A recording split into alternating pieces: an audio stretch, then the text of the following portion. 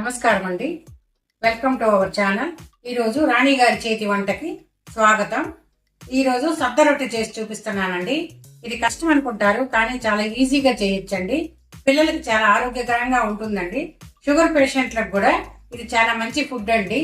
పిల్లలకి స్నాక్స్ రూపంలో కూడా సాయంత్రం పూట చేసి తినిపించండి. బాగుంటుంది. చేయ విధానం: కావలసిన పదార్థాలు: సద్దలు, ఎర్రగడ్డలు, నూనె, జీలకర్ర, ఉప్పు, కరివేపాకు. ముందు సర్దుపిండి కలిపి పెట్టుకోవాలండి. ఇందులో దీనికి సరిపడా ఉప్పు వేసుకోవాలి. ఉప్పు వేసుకొని బాగా కలుపుకోవాలి. తర్వాత కాస్త జీలకర్ర, సన్నగా కట్ చేసుకున్న పచ్చిమిరపకాయలు, సన్నగా కట్ చేసుకున్న కరివేపాకు, సన్నగా కట్ చేసుకున్న ఎర్రగడ్డలు అన్నీ వేసుకొని కలుపుకోవాలండి. పిండికి సరిపడా నీళ్ళు వేసుకోవాలండి. కొంచెం కొంచెం వేసుకొని కలిపి చూసుకోండి. చపాతీ పిండిలా కలుపుకోవాలి. కొంచెం కొంచెం నీళ్ళు వేసుకొని కలుపుకోవాలండి. ఈ విధంగా కలుపుకోవాలండి. ఈ విధంగా ఇలా కలుపుకోవాలి. సద్ద రొట్టె తట్టుకునే ముందు స్టీల్ గిన్నెని కానీ ఇలా బోలించి పెట్టుకోవాలి.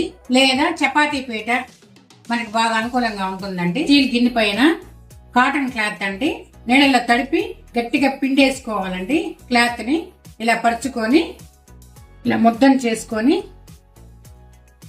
దీని మీద పెట్టి తట్టుకోవాలండి.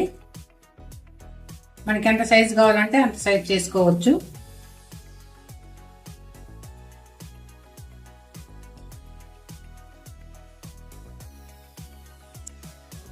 ఇలా పలచగా తట్టుకోవాలండి. ఈ విధంగా రొట్టె చేసుకొని పెను మీద మెల్లగా వేయాలండి.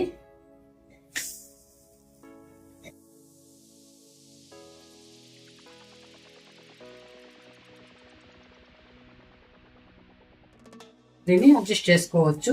రౌండ్గా రావాలని పలచగా తట్టుకోవాలండి. ఇది ఆరోగ్యానికి ఎంతో మంచిదండి. సద్ద రొట్టె బాగుంటుందండి. పిల్లలకు కూడా తినిపించండి, పెద్దవాళ్లే కాదు. ఇప్పుడు ఆయిల్ని దీని మీద వేసుకోవాలి. ఇటువైపు తిప్పుకోవాలి. బాగా కాలింది చూడండి. రెండు వైపులా బాగా కాల్చుకోవాలి. చాలా టేస్టీగా ఉంటుందండి. మీరు చేసి చూడండి.